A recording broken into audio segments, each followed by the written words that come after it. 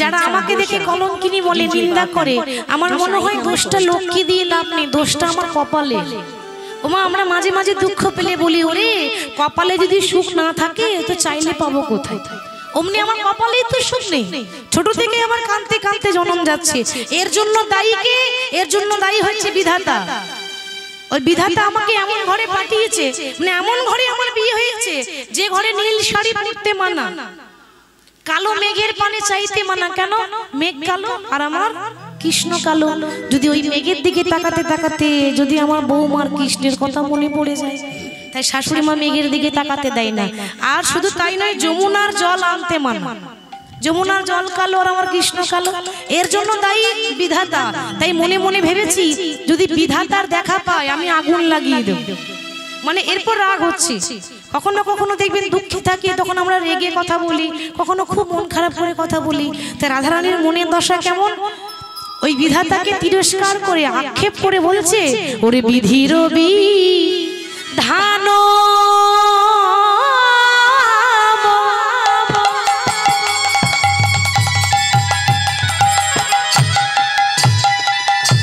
ওরে সখী রে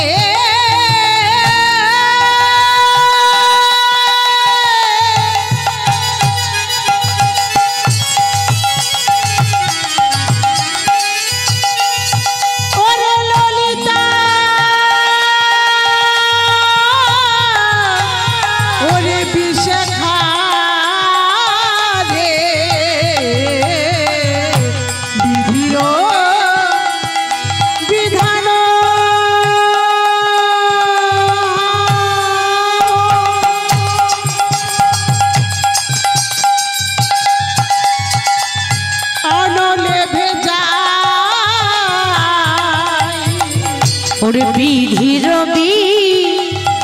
বিধান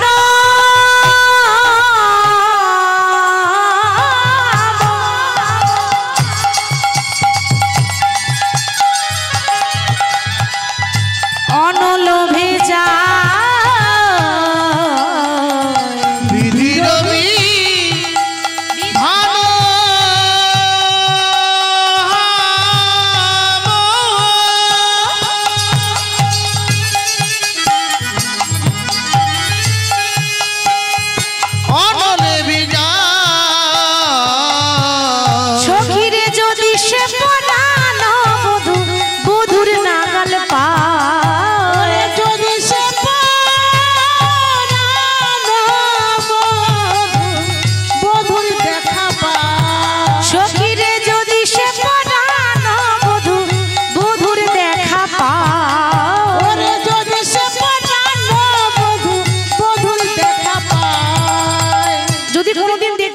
বিধাতাকে কি করবো জানিস সখী? সেই বিধানে আমি আগুন দেব, সেই বিধানে আগুন দেব, সেই বিধানে আগুন দেব, সেই বিধানে আগুন দেব। যে বিধানে কৃষ্ণ ভজতে দেয় না, আমি সেই বিধানে আগুন দেব। আমায় কৃষ্ণ বলে কাঁদতে দেয় না, বিধান কৃষ্ণ ভজতে দেয় না, কৃষ্ণ বলে কাঁদতে দেয় না, বিধান কৃষ্ণ ভজতে দেয় না। আমায় কৃষ্ণ বলে কাঁদতে দেয় না, বিধান কৃষ্ণ ভজতে দেয় না, কৃষ্ণ বলে কাঁদতে দেয় না, বিধান কৃষ্ণ ভজতে দেয় না, কৃষ্ণ বলে কাঁদতে দেয় না, বিধান কৃষ্ণ ভজতে দেয় না, কৃষ্ণ বলে কাঁদতে দেয় না, সেই আগুন দেব, কৃষ্ণ বলে কাঁদতে দেয় না, আমি সেই বিধানে আগুন দেব, বলে কাঁদতে দেয় না, আগুন জেলে পুড়াইয়ে দেব, বলে কাঁদতে দেয় না, বিধির বিধান আর রাখিব না রে, বলে কাঁদতে দেয় না, বিধির বিধান রাখিব না রে, কৃষ্ণ বলে কাঁদতে দেয় না, বিধান কৃষ্ণ ভজতে দেয় না, বলে কাঁদতে দেয় না, যে বিধান কৃষ্ণ ভজতে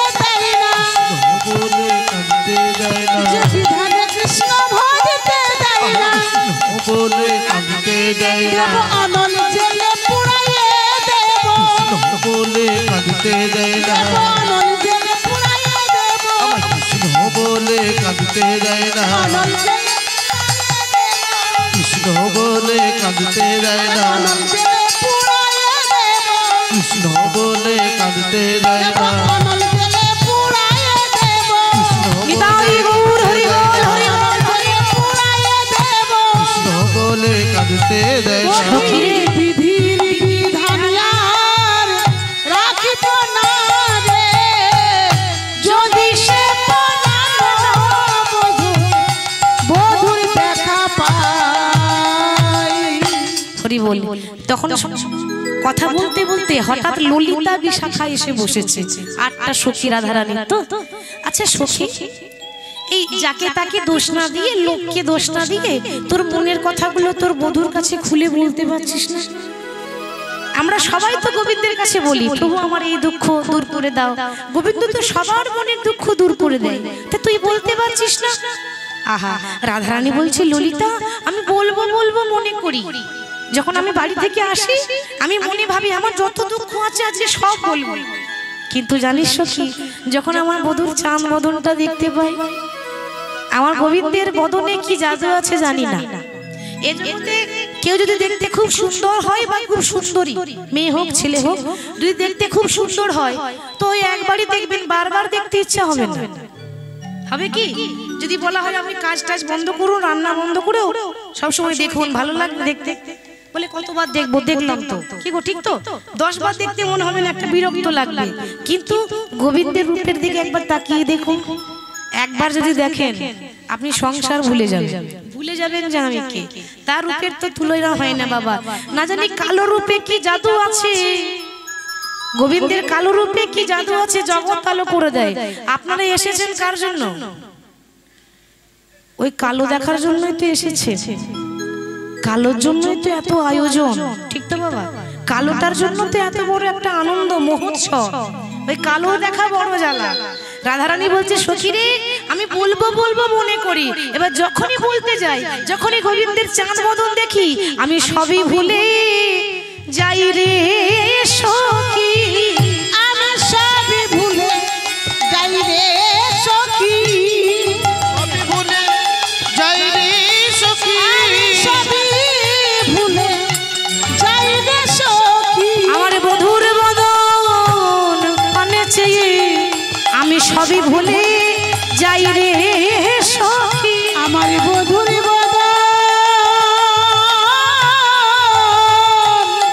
বদল পানে চেয়ে সবই ভুলে যাই রে সখী, আমার বধুর বদন পানে চেয়ে আমি সবই ভুলে যাই রে সখী।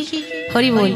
গোবিন্দ তখন বলছে রাধে ও নিয়ে তুমি দুঃখ করো না, তোমাকে যে তারা কলঙ্কিনী বলছে ও নিয়ে দুঃখ করো না। কেন? আরে কলঙ্ক তো চাঁদেরও আছে। কি বাবা নেই? আকাশের টান কত সুন্দর দেখতে, গোটা জগৎ কি আলো দেয়, কিন্তু মায়েরা চাঁদের গায়েও তো কালো দাগ থাকে। মনে রাখবেন চাঁদের রূপ থাকতে পারে, গুণ ছিল না। চাঁদের রূপ ছিল, গুণ ছিল না। কেন না? চাঁদের 27টা স্ত্রী, ভাবুন 27টা ঘরণিতা, 27টা স্ত্রী থাকতে জগতে আর কাউকে পেল না, নিজেরই গুরু পত্নী মানে গুরুমা। চাঁদের গুরু হচ্ছে বৃহস্পতি, আর বৃহস্পতির স্ত্রী হচ্ছে তারা। চাঁদ নিজের গুরুমাকে হরণ করেছে। গুরু যদি বাবা হয় তাহলে গুরুদেবের স্ত্রী কে হবে? গুরুমা। গুরুমা মানে মায়ের সমতুল্য। চন্দ্র এবং তার গুরু মায়ের মিলনে একটা সন্তান হয়েছিল যার নাম হচ্ছে বুধ। বুধের জন্ম হয়েছিল। এখন গুরুদেব বৃহস্পতি এটা ধ্যানে জানতে পেরে অভিশাপ দিয়ে বসলো যে চন্দ্র তুমি গোটা জগৎকে আলো দাও, তুমি দেখতে সুন্দর তাই বলে তুমি রূপের অহংকার দেখাচ্ছ, তুমি যে এত বড় পাপ করলে, আমি তোমার গুরুদেব হয়ে তোমাকে অভিশাপ দিলাম ওই 16 কলা চাঁদ যেন 16 দিনের মধ্যে ক্ষয় হয়ে যায়। তোমার গুরু অভিশাপ লাগবে, কিচ্ছু করার নাই, ঠিক তো? সূর্য কোন দিকে ওঠে প্রত্যেক দিন? পূর্ব দিকে।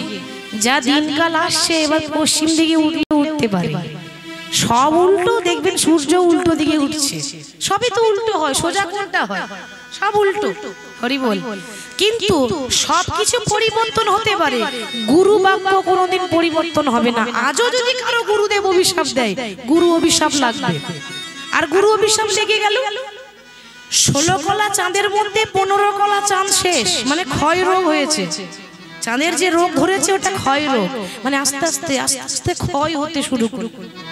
চাঁদ যখন আস্তে আস্তে আস্তে ক্ষয় হয়ে যাচ্ছে, 15 কলা চাঁদ শেষ, মানে ক্ষয় হয়ে গেল। আর 1 কলা চাঁদ আছে। চাঁদের স্ত্রীরা দেখছে, বাবা স্বামী ভুল করেছে বলে কি আমরাও ভুল করব? নারী যদি প্রকৃত নারী হয় তো সে স্বামীকে উপরে দেয়, উঠিয়ে দেয়। কি গো, ঠিক তো? উপরে মানে ওই উপরে নয়, উপরে মানে স্বামীর উন্নতি করিয়ে দেয়। আর নারী যদি আনাড়ি হয় তাহলে স্বামীকে নিচের দিকে নামিয়ে দেয়, অধঃপতন হয়। কথাতে আছে যে সংসার সুখের হয় রমণীর গুণে। তো যাই হোক, স্বামী ভুল করেছে, অপরাধ করেছে, ছোটখাটো ভুল নয়। আমরা একবার চেষ্টা করে দেখবো স্বামীকে যদি সঠিক রাস্তায় নিয়ে আসা যায়। তো চাঁদের 27টা স্ত্রী ওই 1 কলা চাঁদকে হাতে নিয়েছে। 15 কলা তো ক্ষয় হয়ে গেছে, সবে 1 কলা আছে। 1 কলা চাঁদকে হাতে করে নিয়ে তারা ছুটে গেলেন একজনের কাছে, সম্পর্কে জামাই বাবু। কে বলুন তো? মহাদেব, শিব তাদের জামাই বাবু হচ্ছে। আচ্ছা, শিব যদি তাদের জামাই বাবু হয় তাহলে চাঁদ শিবের কে হচ্ছে? ভাইরা ভাই। কি গো, হচ্ছে না? চাঁদ শিবের ভাইরা ভাই হচ্ছে না? 27টা শালিকা তার স্বামী ভাইরা ভাই হচ্ছে। তো ভাইরা ভাইয়ের ক্ষয় রোগ হয়েছে, আর সে চুপ করে থাকবে? তাহলে কি করা যায়? মহাদেব কিছু একটা উপায় বলো। উপায় আছে। কি উপায়? এই 27টা স্ত্রী 27টা কলসি নিতে হবে, মানে ঘোড়া। 27 ঘোড়া নিয়ে ওই প্রভাস নদীতে 27 ঘোড়া জল আনতে হবে। প্রভাস নদীতে গিয়ে যদি 27 ঘোড়া জল আনতে পারো, সেই জল যদি চাঁদের ওপর ঢালতে পারো, তবে চাঁদ কিন্তু আবার আকাশে উঠবে পূর্ণ হয়ে। তারা বলছে, ভোলানাথ আমরা যে যাব, এই যেতে যেতে যদি 1 কলা চাঁদ ক্ষয় হয়ে যায়, ও নিয়ে চিন্তা করো না।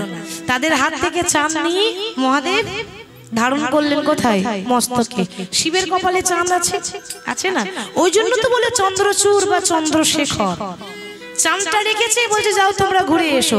এবার 27টা স্ত্রী 27 ঘোড়া জল নিয়ে এসেছে। জল ঢালতে বলেছিল কোথায় বলুন তো? চাঁদের উপরে।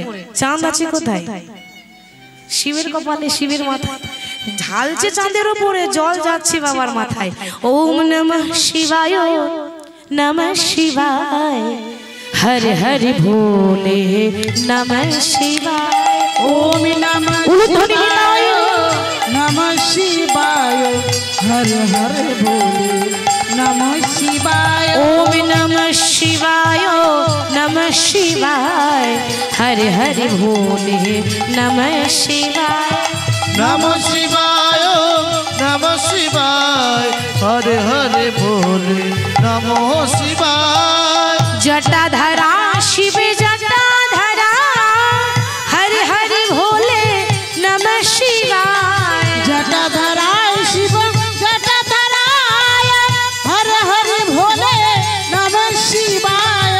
জটাধরা শিব জটাধরা, হরে হরে ভোলে নমঃ শিবায়। ওম নমঃ শিবায়, নমঃ শিবায়, হর হর ভোলে নমঃ শিবায়। ওম নমঃ শিবায়, নমঃ শিবায়, হরে হরে ভোলে নমঃ শিবায়। ত্রিশূলধারি নমঃ শিবায়, হরে হরে ভোলে নমঃ শিবায়। ত্রিশূলধারি নমঃ শিবায়, হর হর ভোলে নমঃ শিবায়।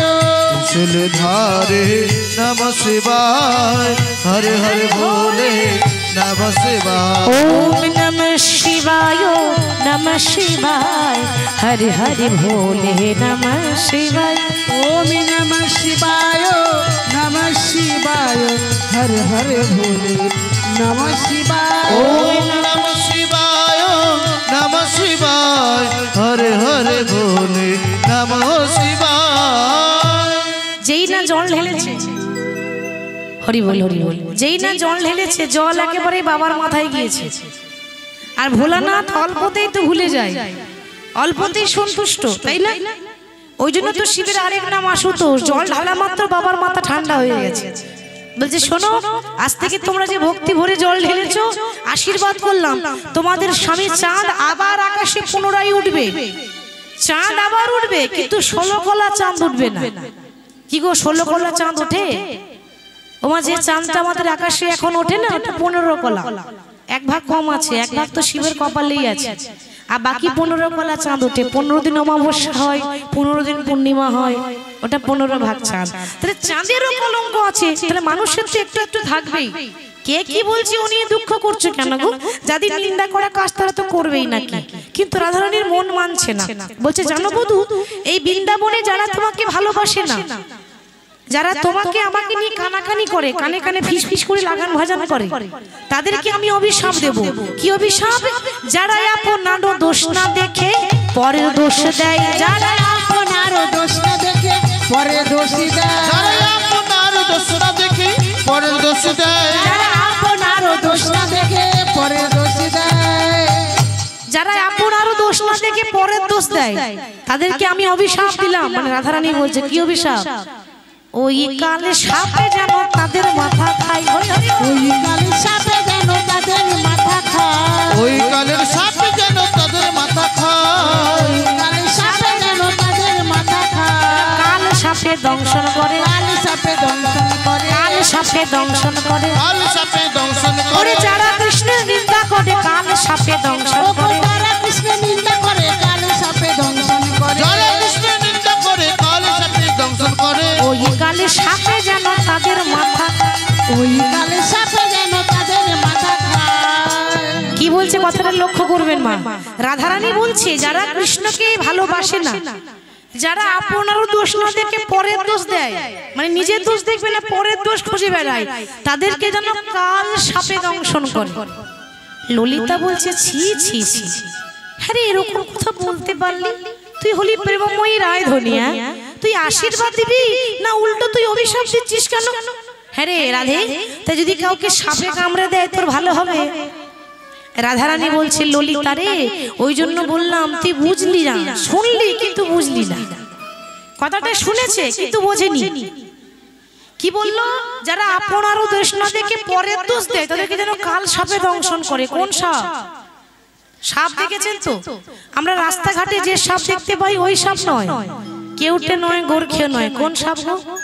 রাধারানী বলছে ললিতা রে, ওই ছোটবেলা থেকে আমাকে এমন একটা সাপে কামড়েছে, মানে আমার একবারে সঙ্গে সঙ্গে মৃত্যু হলো না, জ্যান্তে মরা হয়ে আছে। জ্যান্তে মরা মানে একটু একটু করে মরি, তিলে তিলে মরি। এই আমার মতো তার যেন হয়। যে কোনো সাপে নয়, কৃষ্ণ কালভুজঙ্গ দংশন করে, কালভুজঙ্গ দংশন করে, কালভুজঙ্গ দংশন, কৃষ্ণ কালভুজঙ্গ দংশন করে। যারা পরের নিন্দা করে কালভুজঙ্গ দংশন, যারা পরে নিন্দা করে কালভুজঙ্গ দংশন করে, যারা পরের নিন্দা করে কালভুজঙ্গ দংশন করে, যারা পরে নিন্দা করে কালভুজঙ্গ দংশন করে, ওই কালে সাপে যেন তাদের মাথা খায়, ওই কালে সাপে যেন তাদের মাথা খায়। শুধু তাই নয়, ও মায়েরা কি বলছে দেখুন, আমি এই অভিশাপও দেব যারা আমার কৃষ্ণকে ভালোবাসে না, যারা আমাকে দেখে নিন্দা করে, যারা বোঝে না যে ভক্ত ভগবানের শুদ্ধ ভালোবাসা কি সেটা বোঝে না। এই যে আপনারা কৃষ্ণকে ভালোবাসেন, তাহলে আপনাদের সঙ্গে কৃষ্ণের কিসের সম্পর্ক? আত্মার সঙ্গে পরমাত্মার। এখানে কোনো দেহের সম্পর্ক আছে কি? তাহলে রাধারানীকে যারা খারাপ বলে, যারা বোঝে না ভক্ত ভগবানের সম্পর্ক, অথচ আমাকে খারাপ বলে, তাদেরকে অভিশাপ দেব। কি অভিশাপ? আমার বধূরে দেখে যারা ভাবে ওরে আমারও মধুরে দেখে যারা ভাবে পর, আমারও মধুর দেখি যারা ভাবে পর, আমারও মধুরে, আরে আমারও মধুরে, কি ভাই আমারও মধুরে দেখে যারা ভাবে পর। আর আমি অভিশাপ দিলাম, এই বৃন্দাবনে বসে রাধারানী অভিশাপ দিচ্ছে, তাদের দশা কি হবে জানিস? দিন দুপুরে যেন পুরে যাই ঘর, দিন দুপুরে যেন পুড়ে যাই ঘর, দিন দুপুরে যেন পুরে যাই ঘর, হরি বল, হরি বল, হরি বল। যাই ঘর, দিন দুপুরে যেন পুরে যাই ঘর, যেন দিন দুপুরে আগুন লাগে, দিন দুপুরে আগুন লাগে, দিন দুপুরে দুপুরে আগুন লাগে, দুপুরে আগুন লাগে। বলে যারা কৃষ্ণের নিন্দা করে দিন দুপুরে আগুন লাগে। যারা কৃষ্ণ নিন্দা করে দিন দুপুরে আগুন লাগে, যারা কৃষ্ণ নিন্দা করে দিন দুপুরে আগুন লাগে। দিন দুপুরে যেন পুরে তাদের ঘর, দুপুরে যেন পুড়ে তাদের ঘর। দুপুরে যেন পুড়ে তাদের ঘর। হরি বল হরি বল। ললিতা তখন বলছে আচ্ছা রাধে তুই কি বলছিস আমি বুঝতে পারলাম না। তাদের ঘরে যেন দিন দুপুরে আগুন লেগে যায়, কি বললি আমি বুঝতে পারলাম না, কার ঘর? রাধারানী বলছে ললিতারে আমি আগুন লাগতে বলছি সখী, কিন্তু এই ইট পাথর বালি সিমেন্টের ঘরে নয় বাবা। এই ঘরে যদি একবার আগুন লেগে যায় না আবার কিন্তু তৈরি করা যাবে, পরবর্তীকালে তৈরি হবে না। কোন রকম যদি ঘরটা ভেঙে পড়ে যায় আবার তো তৈরি হবে, হবে তো। এমন একটা ঘরে আগুন লাগতে বললাম যে ঘর একবার ভেঙে গেলে নতুন করে তৈরি হয় না, আর যে ঘরে একবার পুড়ে গেলে নতুন করে তৈরি হয় না। কোন ঘর? বালি সিমেন্টের ঘর নয়, সেটা হলো আমাদের দেহ ঘর। এই যদি একবার শ্মশানে পুড়ে যায় না বাবা, লাখ টাকা দামের অহংকার, কোটি টাকা দামের অহংকার একটা দেশলাই কাটিতে শেষ হয়ে যায়। ভাবুন, কোটি কোটি টাকার অহংকার একটা দেশলাই কাটি দিলে শেষ, সব শেষ। ওই জন্য বলছে অহংকার করতে নেই, দুদিনের জীবন, আজ আছি কাল নেই। সবাইকে ভালোবাসবেন, সবাইকে মানুষের উপকার করবেন, যতটা পারবেন উপকার করার চেষ্টা করবেন। কারণ কর্ম করে যান, ভগবান ঠিক আপনাকে কৃপা করবেন। কর্মের মধ্যে ধর্ম আছে, আলাদা করে ধর্ম করতে হয় না। যে কর্ম করব, কর্তব্য করব, সেটাই হচ্ছে ধর্ম। তা রাধারানী বলছে সখী রে আমি মনে মনে অভিশাপ দিলাম, এই বৃন্দাবনে আমাকে দেখে যারা ঠাট্টা করে হাসাহাসি করে, আমি কৃষ্ণের জন্য কাঁদি, এই নিয়ে তারা ব্যঙ্গ করে, আমি তাদেরকে অভিশাপ দিলাম ওরে আমার কথা কবে যে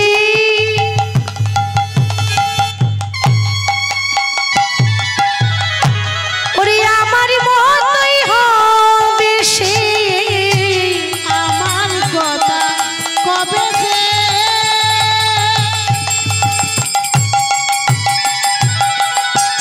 আমার মতো হবে সে,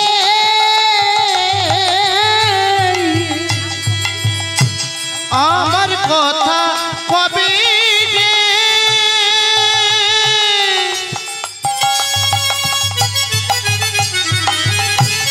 আমার মতো হবে সে, ওরে আমার কথা কবে যে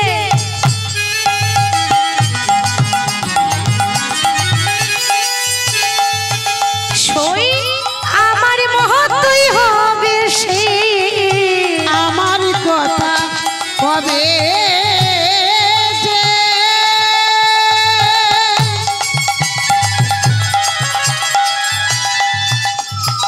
সখী আমার মতো হবে সে, বসিয়া কহিলাম বৃন্দা এই বৃন্দাবনে বনে, বসিয়া কহিলাম বৃন্দা এই বৃন্দাবনে, বসিয়া কহিলা বৃন্দা এই বৃন্দাবনে, যেনই আমার মতো কাঁদতে হয় রে, যেন আমার মতো কাঁদতে হয় রে, সখীরে যেন আমার মতো কাঁদতে হয় রে, আমার মতো কাঁদতে হয় রে, বলি যারা আমার নিন্দা করে যেন আমার মতো কাঁদতে হয় রে, বলে যারা আমার নিন্দা করে, সখী এই অভিশাপে দিলাম তারে, বলে আমার যারা নিন্দা করে, এই অভিশাপ দিলাম তারে, আমার যারা নিন্দা করে, এই অভিশাপ দিলাম তারে, বসে বসে বলে গেলাম, এই অভিশাপ দিলাম তারে, বলে বসে বসে বলে গেলাম, এই অভিশাপ দিলাম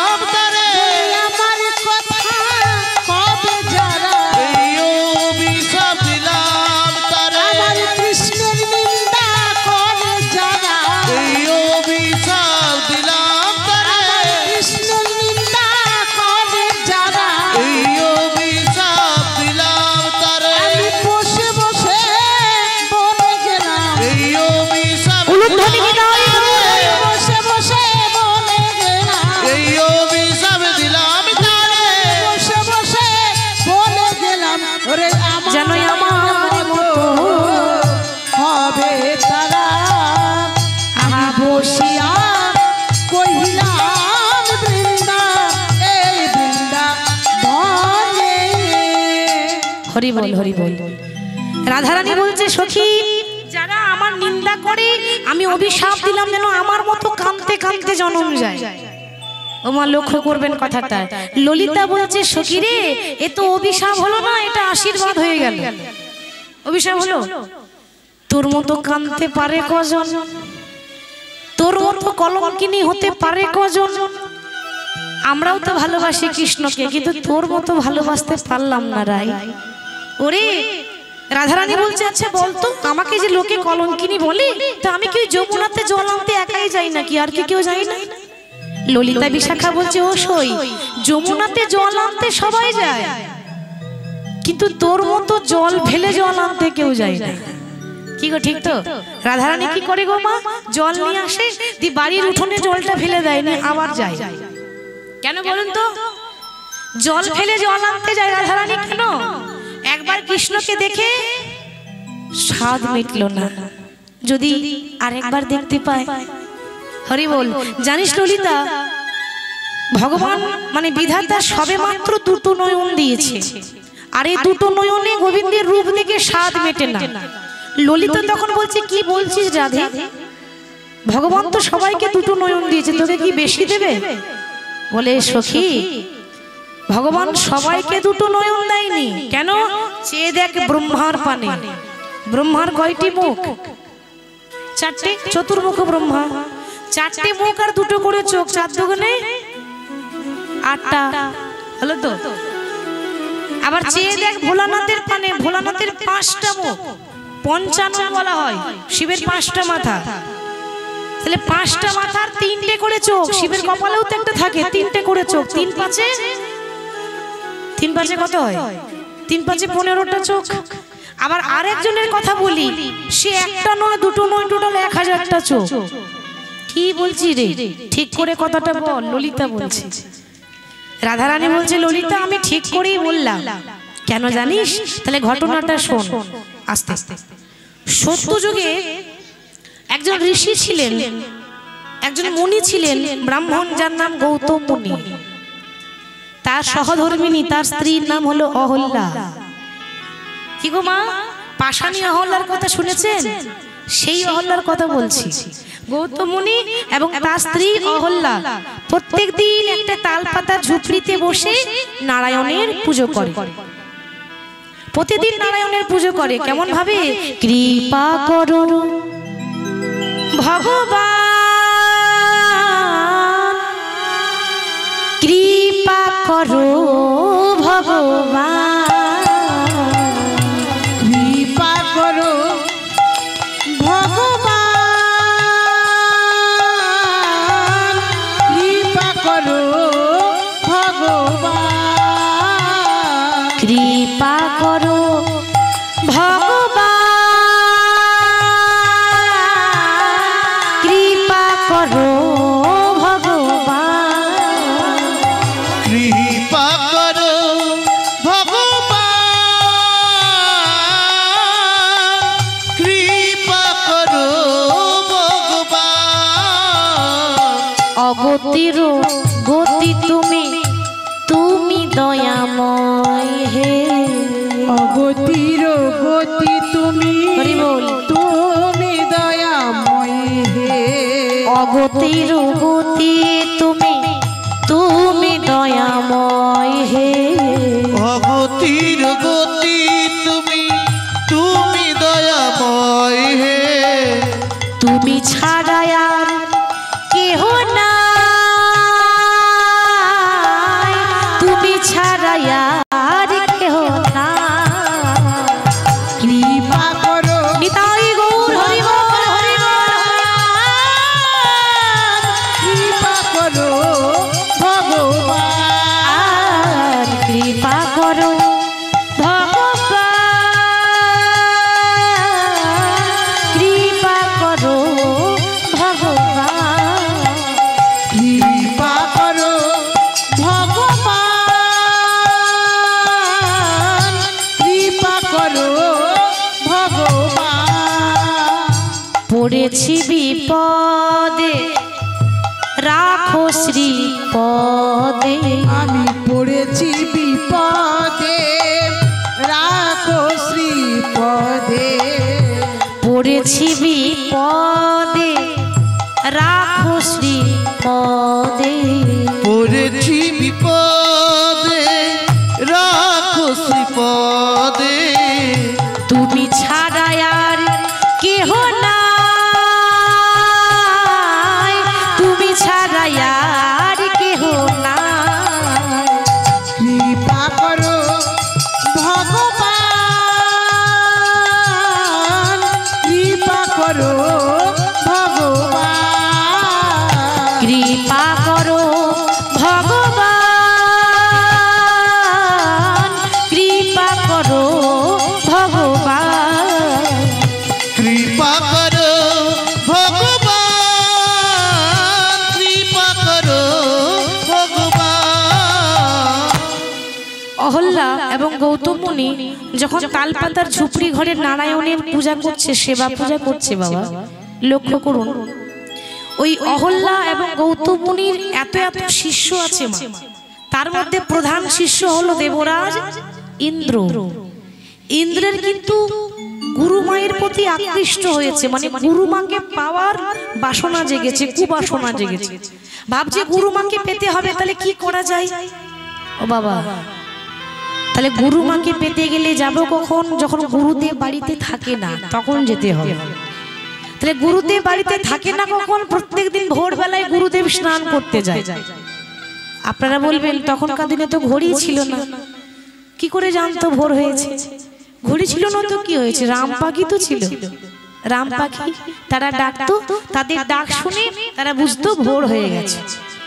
এখন ইন্দ্র কি করেছে বাবা লক্ষ্য করুন, ওই রাম পাখিকে এসে বলছে, ওরে ও রাম পাখির দল, শুনে রাখ, প্রাণে যদি বাঁচতে চাস প্রতিদিন তো ভোরবেলায় ডাকিস, আজকে ভোরবেলায় না ডেকে রাত 12টার সময় ডাকবি, নাহলে সব কটাকে প্রাণে মার। ভয়ে কাঁপছে থরথর করে। বাবা প্রতিদিন ভোরবেলায় ডাকে, তো আজকে রাত 12টার সময় ডেকে দিয়েছে। আর যেই না রাত 12টায় রাম পাখি ডেকে দিয়েছে, গৌতম মুনি তো ঘুমিয়েছিল, হঠাৎ চমকে গিয়ে বলছে, কি এত তাড়াতাড়ি ভোর হয়ে গেল? সর্বনাশ! তাড়াতাড়ি কমণ্ডলটা নিয়ে, কমণ্ডলের মধ্যে গঙ্গা জল থাকে, তো কমণ্ডলটা নিয়ে স্নান করতে যাচ্ছে। আর যেই না গুরুদেব বেরিয়ে চলে গেল, সেই সুযোগে দেবরাজ ইন্দ্র গুরুদেবের রূপ ধারণ করে, গৌতম মুনির বেশ ধারণ করে দরজার কাছে এসে বলছে, অহল্যা দরজাটা খোলো। এটা সাহস নয়, এটা দুঃসাহস। গুরুমাকে নাম ধরে বলছে, অহল্যা দরজা খোলো।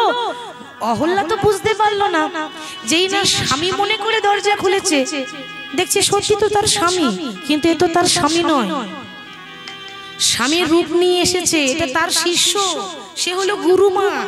শিষ্য হয়ে গুরুমাকে পেতে এসেছে বাবা, সে জানে না নিজের স্বামী মনে করে ঘরের ভেতরে নিয়ে বলছে, স্বামী তুমি স্নান করতে গিয়েছিলে না? অহল্যা আমি স্নানে গিয়েছিলাম, তো কি জানো তো, আমার মনে বাসনা জাগলো যে আমি স্নান পরে করব, আগে তোমার কাছে আমি একটু সেবা নিতে চাই, তারপর না হয় স্নান করব। তাহলে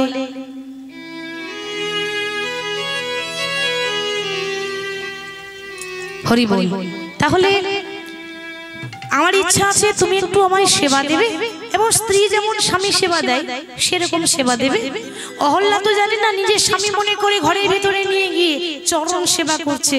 আর ওদিকে আসল গৌতম মুনি, যে এটা তো আসল নয়, আসল গৌতম মুনি স্নানে গেছে, সে মনে মনে ভাবছে, মাগো যে এত তাড়াতাড়ি ভোর হয়ে গেল, আর ভোরবেলা যদি হবে এত অন্ধকার কেন?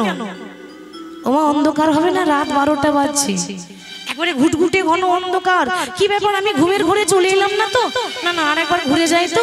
আর যেই না ঘুরে এসেছে, দেখছে তারই মতো দেখতে একটা পুরুষ তারই স্ত্রীর পাশে শয়নে আছে। অহল্যা লজ্জা করে না? তুমি আমার স্ত্রী হয়ে তুমি পরপুরুষের সঙ্গ করো? ও এবার বুঝেছি, আমি যখন বাড়িতে থাকি না তখন তুমি আমার অলক্ষ্যে পরপুরুষের সঙ্গ করো। আচ্ছা অহল্যা এবার কি করবে? দুজন একই রকম দেখতে, কে আসল কে নকল চিনবে কি করে? আসলে একজন গুরু আর একজন শিষ্য, কিন্তু গুরুর রূপ নিয়ে এসেছে শিষ্য দেবরাজ ইন্দ্র। গৌতম মুনি বলছে, বেশ আজকেই ধরা পড়ে যাবে কে আসল আর কে নকল। গঙ্গা জল বের করে যেই না ছিটিয়ে দিয়েছে, অমনি দেবরাজ ইন্দ্রের আসল চেহারা ধরা পড়েছে। এ কি তুমি আমার শিষ্য না, তুমি তোমার প্রিয় শিষ্য। আরে শিষ্য মানে নিজের ছেলের মতো, লজ্জা করা উচিত। এ জগতে এত এত নারী থাকতে আর কোন নারী পেলে না, নিজের গুরুমাকে পেতে এসেছো। অভিশাপ করলাম, যে বস্তুটার জন্য লালায়িত হয়ে লোভে পড়ে এসেছো, তোমার সর্বাঙ্গে যেন ভব ছিন্ন হয়ে যায়, জনি ছিন্ন হয়ে যায়। দেবরাজের সর্বাঙ্গে জনি ছিন্ন হয়ে গেল, লজ্জাতে চাদর ঢাকা নিয়ে ঘুরছে, কাউকে মুখ দেখাতে পারছে না। আর এদিকে অহল্যাকে বলছে, অহল্যা তুমিও পাপ করেছো, শুধু ইন্দ্র নয় তুমি পাপ করেছো, তার জন্য আমি তোমাকে অভিশাপ দিলাম, তুমি পাষাণ হয়ে জন্মগ্রহণ করো। দেখতে দেখতে অহল্যা একটা পাথর হয়ে গেল। মায়েরা, পাথর হলে কি হবে? গুরু মায়ের সঙ্গে শিষ্যের মিলন, তার তো একটা ফল আছে। কি ফল দেখা গেল বলুন তো? অহল্যা যখনই পাথর হলো, কিছুদিন পর পাথর ফেটে একটা গাছ বেরিয়ে এলো। গাছটার নাম হলো শেওড়া গাছ। শেওড়ার ডাল জানেন তো? বৈশাখ মাসে 13ই বৈশাখ যখন নতুন মেঘ হয়, তখন বাড়ির চালে বা বাড়ির ছাদে শেওড়ার ডাল দিতে হয়। যে বাড়িতে শেওড়ার ডাল দেবেন, সে বাড়িতে জীবনে বাজ পড়বে না। কেন? এটা তো ইন্দ্রেরই সন্তান, শেওড়ার ডালটা তো ইন্দ্রেরই ছেলে, তারই তো ঔরসে জন্ম। তো যে বাড়িতে শেওড়ার ডাল দেয়, সেখানে দেবরাজ ইন্দ্র বজ্র বিদ্যুৎ দিতে পারে না। হরি বল। কিছুদিন পর ওই অগ্নিদেব, বায়ুদেব, পবনদেব তারা অনুরোধ করে অভিশাপটাকে পরিবর্তন করিয়ে দিল। বলছে, গুরুদেব অভিশাপ যখন দিয়েছেন একটু পরিবর্তন করে দেন। স্বর্গের রাজা যদি জঙ্গলে জঙ্গলে ঘুরে, স্বর্গের কি হবে? ঠিক আছে, অভিশাপ তো ফিরিয়ে নেওয়া যাবে না, তবে অভিশাপ পরিবর্তন করলাম। আজ থেকে দেবরাজ ইন্দ্রের পা থেকে মাথা পর্যন্ত সর্বাঙ্গে 1000টা চোখ হবে। 1000টা চোখ দেবরাজ ইন্দ্রের আছে, পা থেকে মাথা পর্যন্ত। কথাটা বললাম কেন? এত কথা বলার আমার দরকার কি? একটা উদ্দেশ্যে বললাম। রাধারানী বলছে যে ওই গৌতম মুনির যদি সন্ধান পেতাম, তা আমিও পায়ে ধরে বলতাম যে যে অভিশাপ ইন্দ্রকে দিয়েছেন, দয়া করে সেই অভিশাপ আপনি আমায় দেন। আমার দুটো চোখে শান্তি হয় না। যদি ওরকম 1000টা চোখ থাকতো, তাহলে বোধহয় গোবিন্দের রূপ দর্শন করে শান্তি পেতাম। হরি বল, হরি বল। ললিতা সখী বলছে, ওরে আসলে তোর কপালটাই এরকম, কলঙ্কে জন্ম তোর গো রাধে, কলঙ্কে জন্ম তোর গো। কলঙ্কে জন্ম তোর গো রাধে, কলঙ্কে জন্ম তোর। রাধে কলঙ্কে জন্ম তোর গো রাধে, কলঙ্কে জন্ম তোর গো। কলঙ্কে জন্ম তোর গো রাধে, কলঙ্কে জন্ম তোর। সখী শিশুকালে হইতে যৌবন অবধি, শিশুকাল হইতে যৌবন অবধি, শিশুকালে হইতে যৌবন অবধি, শিশুকাল হইতে যৌবন অবধি। রাধে তুমি কলঙ্কে হয়েছ ভোরে গো, কলঙ্কে উলুধ্বনি গাই গো। কলঙ্কে হয়েছি ভোর গো, কলঙ্কে হয়েছ ভোর গো, রাধে কলঙ্ক হয়েছে ভোর গো। কলঙ্কে জন্ম তোর। তুমি জন্ম থেকে কলঙ্কিনী, জন্ম থেকে কলঙ্কিনী। বলি শোনো রাধা বিনোদিনী, জন্ম থেকে কলঙ্কিনী। ওগো শোনো রাধা বিনোদিনী, জন্ম থেকে কলঙ্কিনী, কলঙ্কে হয়েছ ভোর। পদাবলিটা কি বলছে? বলছে কলঙ্কে